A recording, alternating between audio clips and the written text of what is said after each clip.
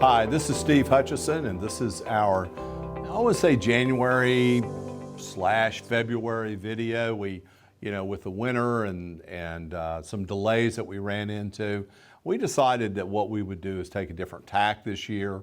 2022 is going to be a challenging year as it is, so we decided to kind of put the two videos together. So what I want to do today is something a little bit different. Normally I just give the spiel about interest rates and the financial markets and things of that nature and give you our insight into it. But today I've got a couple special guests with me. Todd Walker, who is the Senior Portfolio Manager, and of course Cole Hickman, who is a Portfolio Manager for us as well.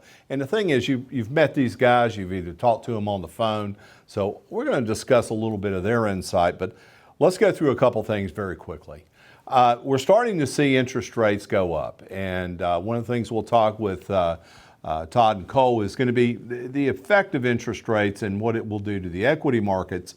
Now, I went on record and said in my last video, I feel that we will see, the Fed came out and said they're going to raise rates 3 times. I felt it was easily 4. They upgraded it to 4. And I've read reports from companies like Goldman Sachs that say they're going to raise it 5 times. Folks, I don't think there's any limit on what the Federal Reserve can do. They may raise it 6 times. They're going to do whatever they can to tap down the money supply and keep inflation managed. And inflation is getting out of hand. It's really tough right now.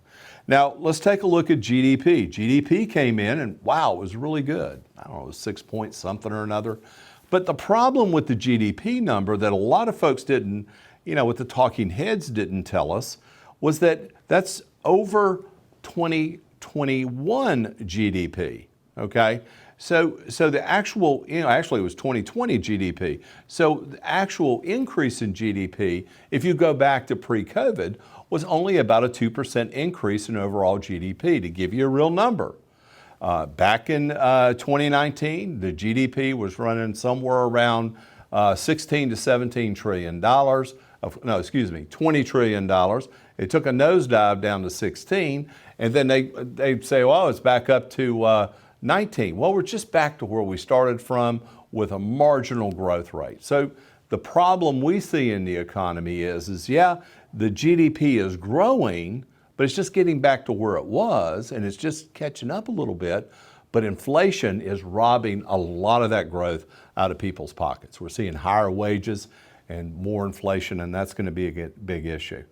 So I think the GDP number that we saw was, I don't want to say questionable, it wasn't enough to get excited about, and it's, like I say, the comparatives, you don't want to compare to a year when the economy was in the tank.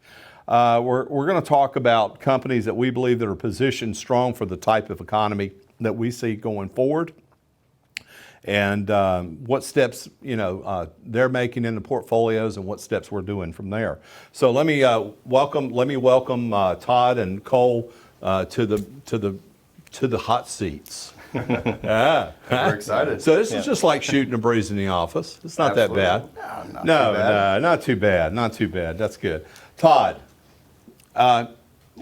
we go over this portfolio with a fine-tooth comb. It's almost every day we're having a conversation about somebody.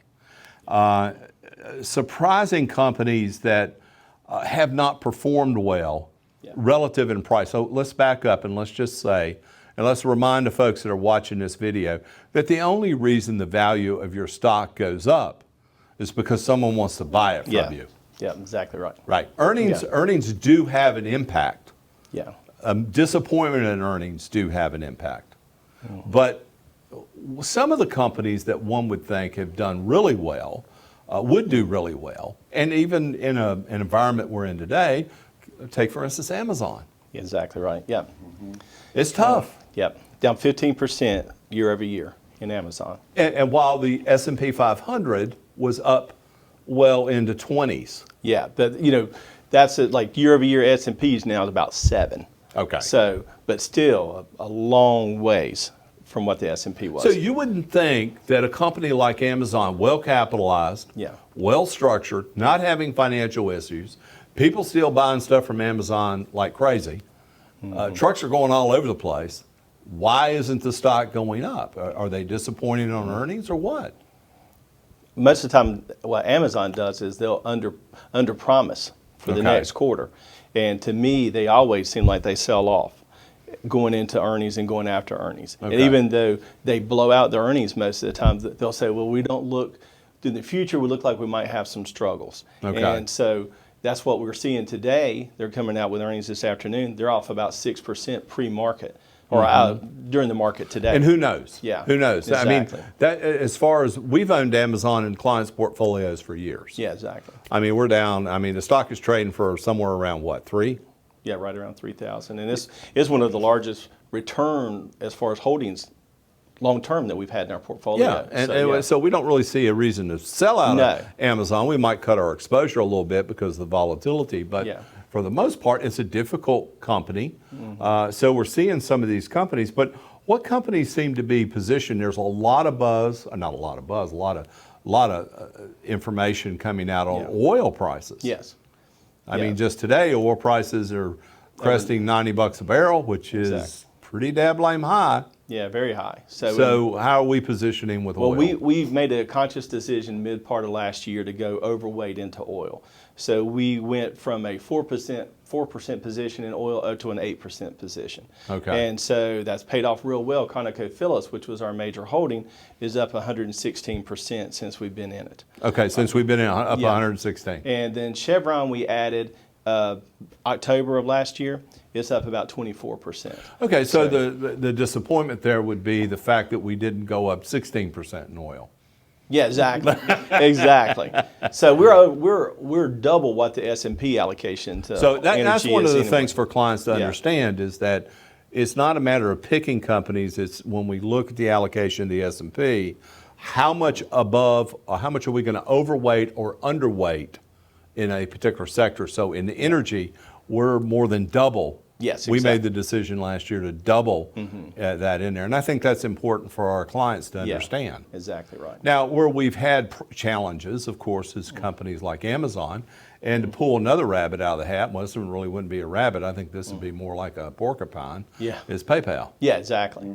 Yeah, that's one of those positions, one of those companies that continually had, positioned well. Balance sheet looks good, but earnings estimates, midpoint estimates, up 30, 40% over the next year. But it doesn't matter when they come out and they miss their targets. Because the way the market is, as much as it's run up, essentially these things are priced for perfection.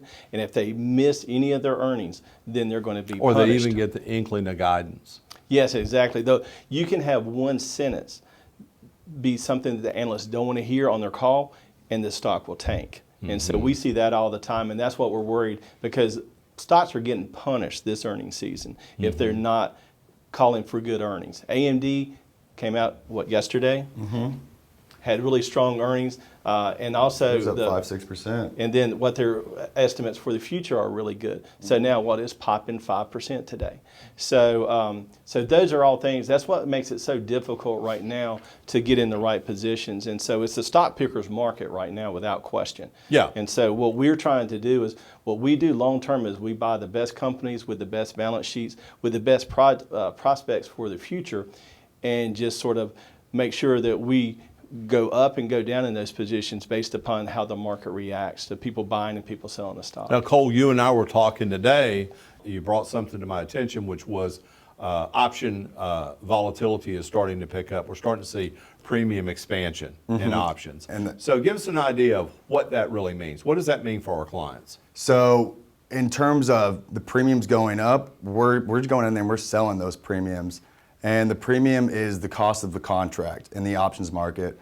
And so when volatility is high and we see those premiums go up, we don't want to go in and purchase those. Right. Because there's demand right now for these option contracts, and that's why the price of them are going up in volatility. So we want to just sell that instead and be able to take in an elevated option contract. Okay, so let's take give our folks who are watching the video a quick class on this. If we own 100 shares of XYZ and we want to write a cover call, we want to get as much money for that cover call as we can. Absolutely. So the premiums going up or the volatility is pushing those premiums up. So we're getting more money. Exactly. So we're seeing the potential for a much higher return on cash with the options. Yep, that's correct. When the premium's going up in options, that means that's not good for the financial market. That's not good for the indexes in the stock market, is it? No, it's not. And the reason why we're seeing these premiums go up is because people are buying, puts on an index Right. now, and puts on, either the Nasdaq or the S&P 500, and it's because people are out there looking for protection. And that's what happens when we see these elevated premiums. People are looking for protection in this market right now because volatility is so high.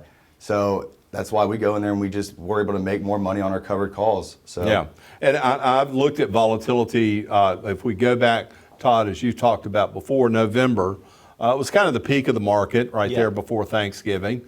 It seems like we always have a holiday surprise. Yeah.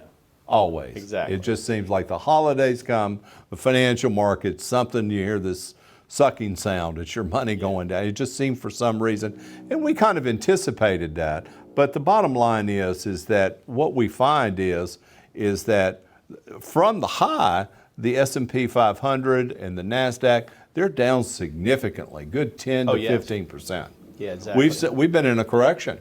Without question, especially in the Nasdaq. We have been. And the Nasdaq doesn't just consist of, it's not like the old days where it was small company stocks. The Nasdaq's made up of Apple, and Apple's done really well. Microsoft has done really well. Some of these companies, but it is tech heavy. Yeah, definitely, very tech heavy. So people want to avoid tech heavy stocks, which are growth stocks, during a market correction, and that's what we've seen. And what you see is those are a lot of stocks that people have made a lot of money in over the past couple of years. They're panicking and they say, well, heck, I don't want to go through what happened in the pandemic, and they're selling out because they want to try to preserve some of their growth. Right. So it's not based upon any financial situation with a company. It's all emotional.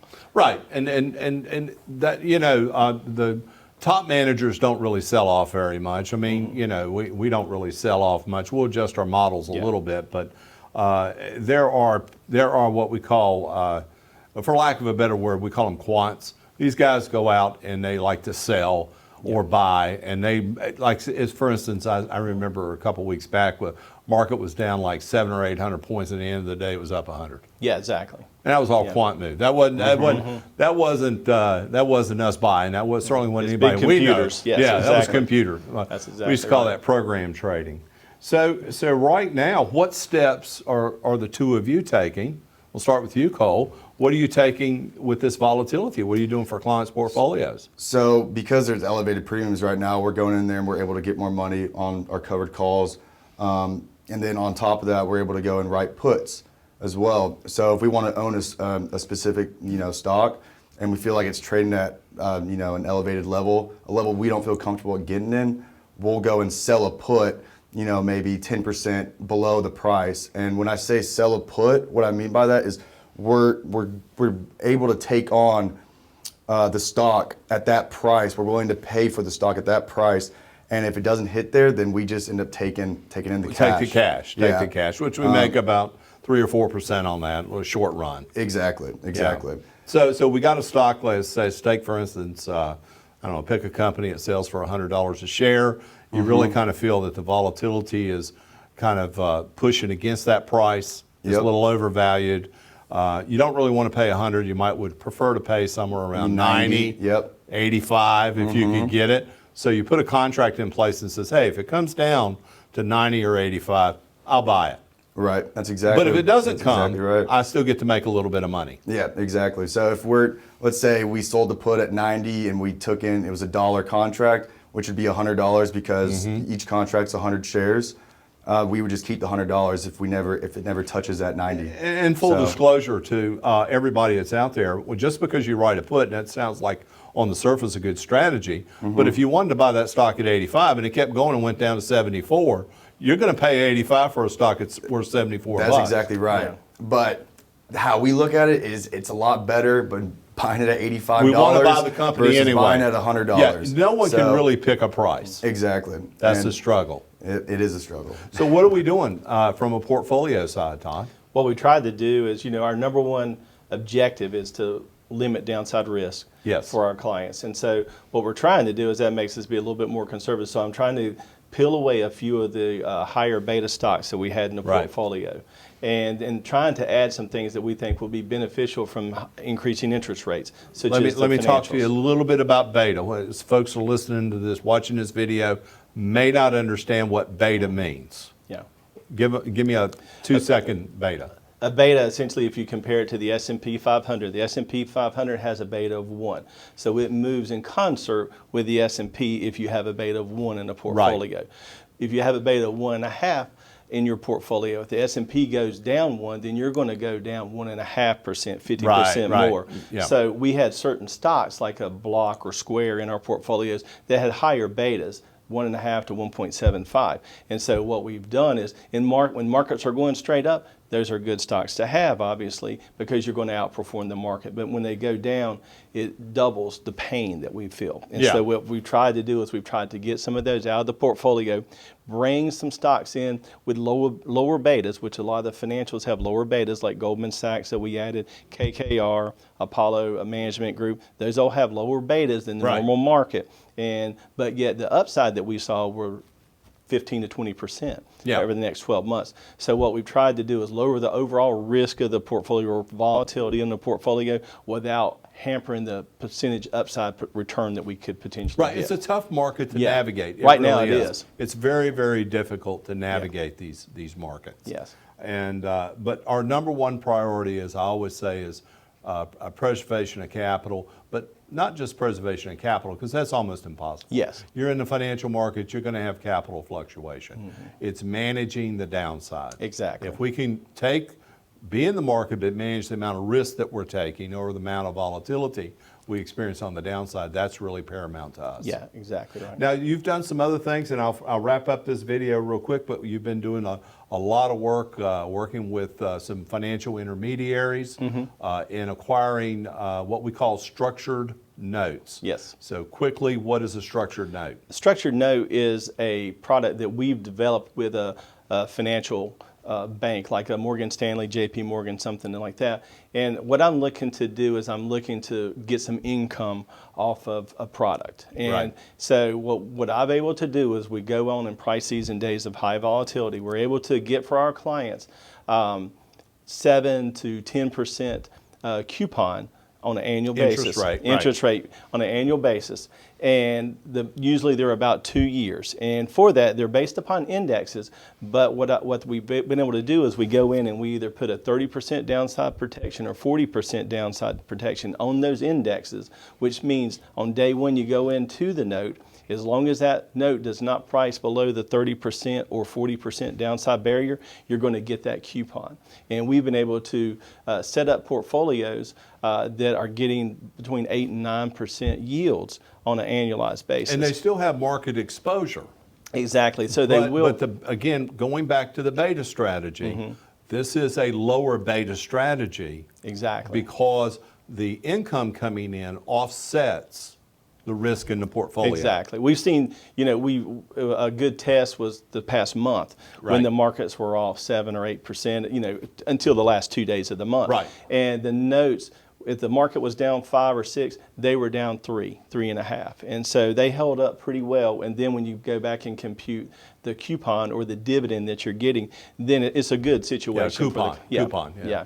So that's good. That's good for income producing, but it still gives the client an exposure Yes. to the market in their portfolio. But it's a little minimized. It's minimized to a certain degree as a result of generating the income. So Yes. we recognize there's going to be volatility between, for all intents and purposes, 170. Okay, pricing at 170. Yeah, exactly. But if the market bangs around in that area, we're okay making 7%. Exactly. Because if you had all your money in stocks and it goes down 6%, you don't get paid. That's exactly right. And probability-wise, you're looking at a 92 to 93% chance of probability of success. Yes. And so that's, for most of our clients, they're willing to accept that 3 to 7% risk level. Right. Because they know if they were in equities and it goes down 30, they will be down 30 And or there's no more. money in fixed income. That's exactly That's right. right. That's the biggest no one's thing. going to pay you much over 1 or 2% for No, debt. that's And exactly it. right, yeah. Unless you want to go out and and buy some private debt, which we do put private debt in our clients' portfolio. Yes, but you can. But a lot of times it's not liquid. Yeah, And so yeah, you that's- run into some liquidity issues. Yes, exactly. Well, this has all been very interesting, and quite frankly, I appreciate the work that the two of you do, and I know this is a passion for you. It's not just a job, it's a passion. It's something you come into every day, you focus on, you make it part of what you are and what you do for our clients and everything else. Folks, we've got some challenges coming up in 2022. I believe that we're going to see a lot more levels of volatility in the financial markets. I think that in talking with Todd and Cole and reading the research that we acquire, we're not looking for a stellar year in the market. If we can get 8 to 9%, if we can get 8, we're going to be happy. Right now, we're upside down on that 8. So anyway, I want to point out that we're going to be having our 2022 Outlook seminar or program. We're going to do it on, what do they call it, Zoom. Yeah, going to do it on a Zoom thing. And because, you know, rather than getting everybody in a hotel room and eating a turkey sandwich, you sit at home and eat your turkey sandwich. So we're going to do the call on Zoom. We're going to talk about the perspective in the market and what we see. But I want to thank the two of you for being here today. And I hope that those of you that are watching this video, you get something out of it. If you got questions, give Todd a call and or Cole, and they'll be more than happy to share with you what they're doing with your portfolio. If you're ever uncomfortable with anything, you want to make some changes, reach out to us right away and we'll help you. Thank you.